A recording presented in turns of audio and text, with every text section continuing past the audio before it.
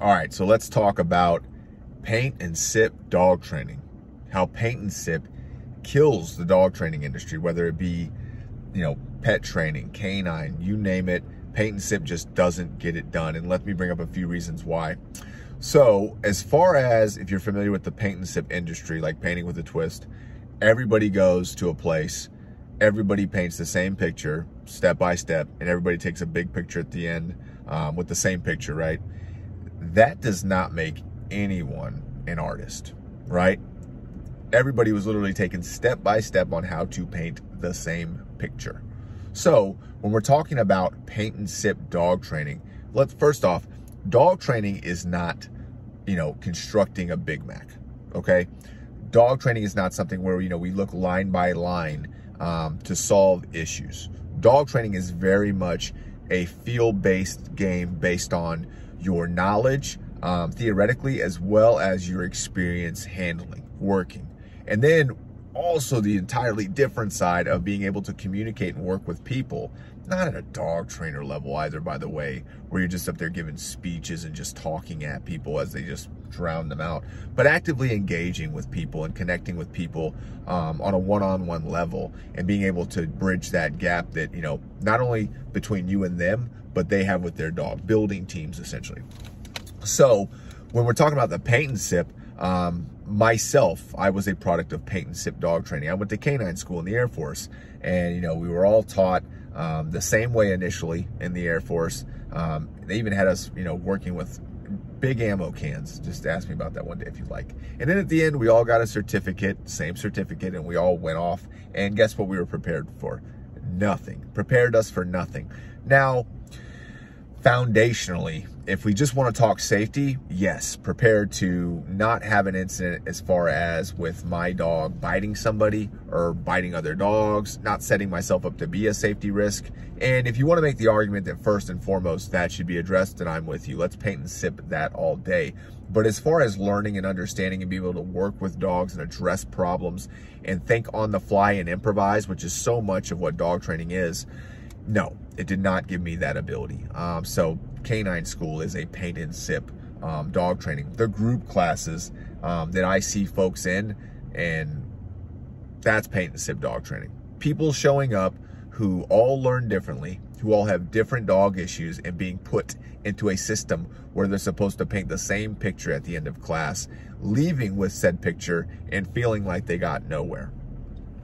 So when it comes to dog training, as far as the best way to address anything from a learning perspective is, you have your dog, your goals and your needs, and then addressing them with somebody that's capable of doing it, right?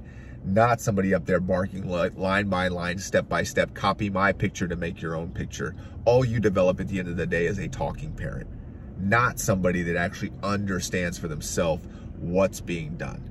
So when we're talking about paint and sip, I see plenty of people that run around with their certificates. I did this, I went to this school, blah, blah, blah, blah, blah.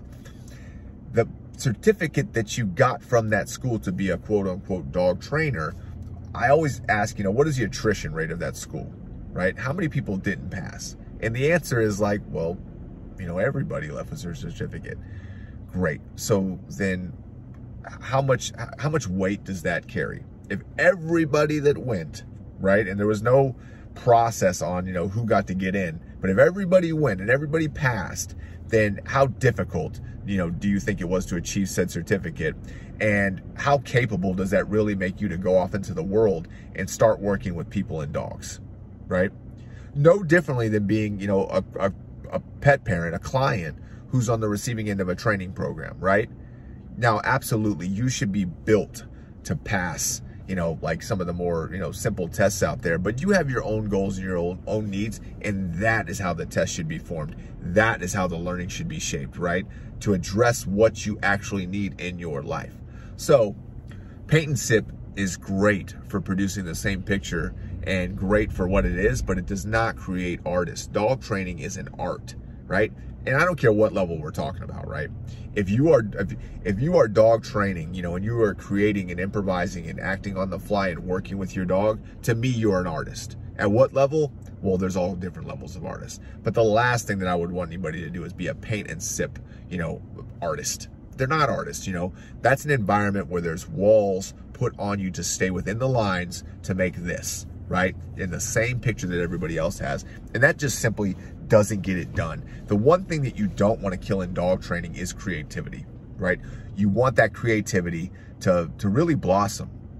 So if Paint and Sip was designed where people could come in, paint their own picture, and you promote a love for art and for painting, and they take that and go forward with it, then you have people that are going to work hard towards, you know, just not addressing, but the promotion of their creative side. That's exactly what you want to be able to do with dog training. That's why we always talk about concepts versus techniques. You know, we talk about people learning for themselves and understanding the training so that they can apply it, not being taken step by step and treated like, you know, we're checking off blocks. That is not the way to train anybody, right? And for whatever experience you may think that you have, the only way to gain experience is to start somewhere. You know, there's never going to be enough quote unquote experience. At what point is somebody, you know, done enough, have enough experience to where they're able to, you know, be qualified to address something? And really that's just based on results. No differently than going out to a driving range and watching people golf. There are people that have been golfing for a number of years and still don't break par, still don't hit the ball straight, slice the ball into the woods. And you have people that have been golfing a lot shorter time that are doing it the right way.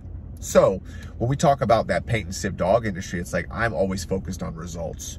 Show me what you can do. Speak to me, teach me. You know, there has to be an exchange here. It can't be me teaching you how to paint by just talking to you. Hey, you know, we're going to make this stroke, do this, do that, right? Like we said, that's how you create a talking parrot.